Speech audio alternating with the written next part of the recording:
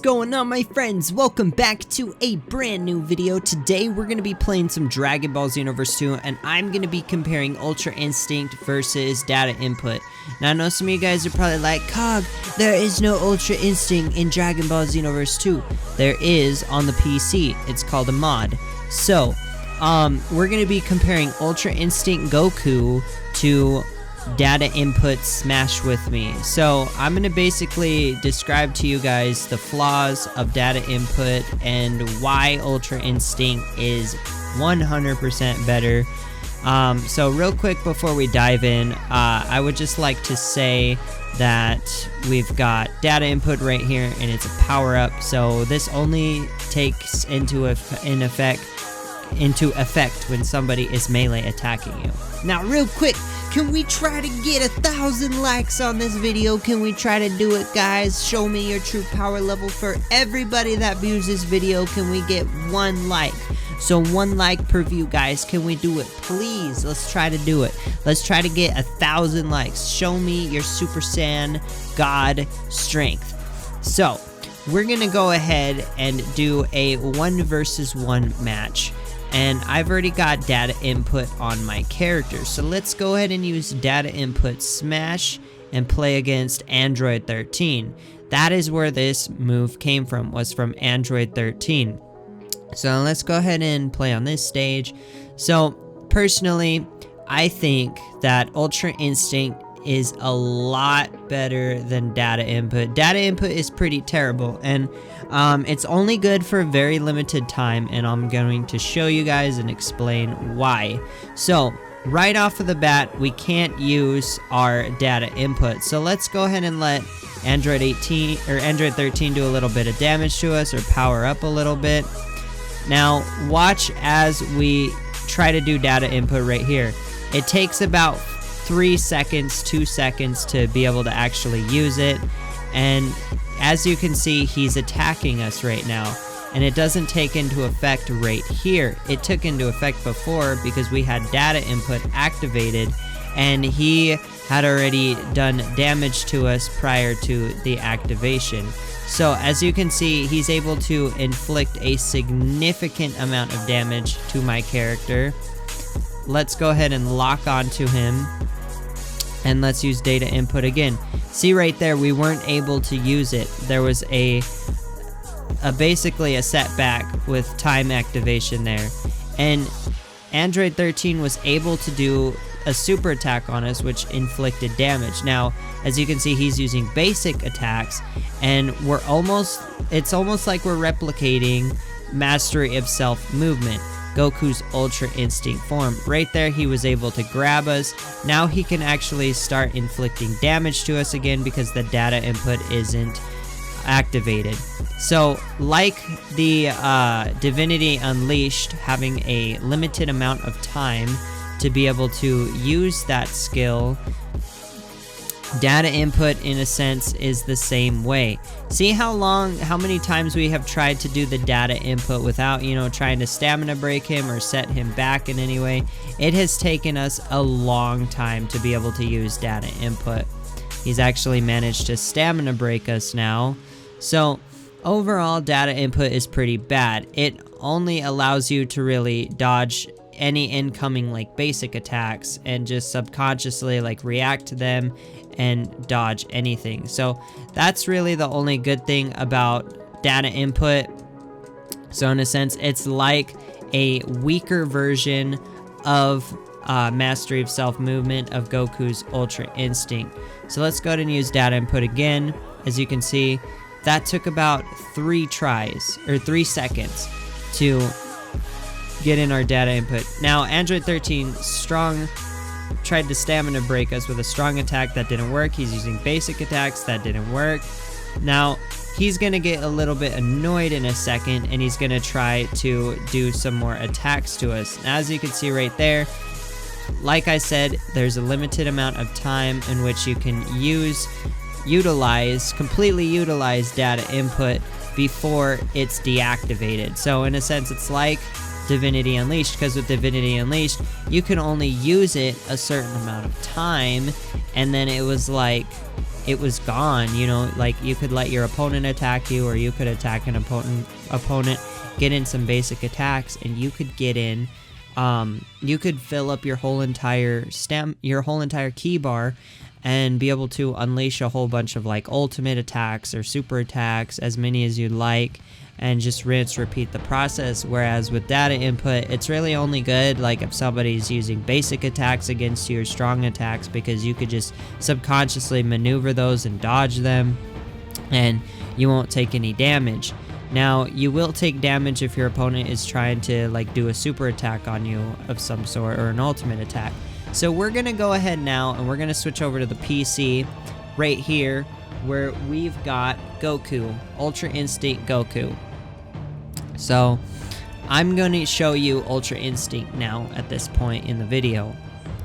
So we've got Ultra Instinct Goku up against Jiren right now, and I'm going to show you guys why Ultra Instinct Goku is better. Now obviously this is a character, you know, it's not like, oh, here's a new skill, or here's a new power-up, or a new transformation. This is how, you know, Goku was created. This is how the modder created him. And as you can see, we're not having to use any kind of skill like data input, and Goku did actually take some damage right there, which was very surprising, considering all of Jiren's attacks right now have been very ineffective. So depending on how you, like right there for example, depending on how you attack your opponent, it's going to basically, like that's how you're going to take damage, you know. Like right there, Jiren is using a super attack, and he was actually able to pull that off against Ultra Instinct Goku. I don't know how, but obviously you can do some damage to Ultra Instinct Goku. Now, compared to many ultimate attacks, many of them don't even work on Ultra Instinct Goku. Like, there's very few that do. Jiren's super attack right there has effect on Goku, but any kind of basic attacks that Jiren does to me are basically defective. They don't have any effect on me at all. I don't take any damage. Now, if he's using like some super attacks, or you're using some super attacks or some ultimate attacks like Blue Hurricane for example, or this modded Jiren's ultimate attack, yeah, you're going to take damage. But with Ultra Instinct Goku here, he's just really OP and really broken. So I'm basically going to tell you guys something next, because I know you're probably like, oh, I want Ultra Instinct Goku on console version in Dragon Ball Xenoverse 2. Well, there is a possibility that that could happen, because now we've got DLC Pack 6, which is still yet to come out, and obviously there has been rumors that we're going to get Ultra Instinct Goku, that we're going to get Jiren. Like right there, look, we were able to take some damage from that. I don't know how. You used to not really take any damage at all. Maybe the character got updated or something, but it's really crazy overall. Like right there, we didn't take any damage. So we're gonna see Ultra Instinct Goku at some point in Xenoverse. I don't know if it's gonna be Xenoverse 2, but we're without a doubt going to see him in Xenoverse 3, and most likely in Dragon Ball FighterZ. Now, you want to know how there's going to be Dragon Ball Xenoverse 2 Ultra Instinct Goku in the game? The data input skill right now on Dragon Ball Xenoverse 2 DLC Pack 5, which is Android 13's attack, his power-up. So, notice how with data input, there's a very limited usage time before that attack or that power-up dies out, like Divinity Unleashed. Well, without a doubt, if they were to add Ultra Instinct into the game, they would make it like that. There would be a limited amount of time to use Ultra Instinct. Obviously, Ultra Instinct would be more sophisticated and more fierce compared to data input. It'll make data input look like a joke. And, Dimps kind of experimented with data input with Ultra Instinct by making data input as a skill, and so they're like, alright, so in the future we're gonna have Ultra Instinct, and we've kind of already got an idea on how we're going to build that transformation or that power up for Goku, because we've already created something similar, like data input, for example. So what they could do for DLC Pack 6 is, since they have data input, they have something similar to Ultra Instinct. They could be like, alright, look, this is what we're gonna do. Since we have data input, we have an understanding of it, we're going to basically slap on the name Ultra Instinct. We're gonna create a custom aura for Goku, like a Super Saiyan Blue aura in a sense, and make it look as close to Ultra Instinct as possible. And then on top of that, we're going to give the transformation, the ability, special perks that separates it and makes it more of an upgrade than data input. And data input is going to look like a joke at that point.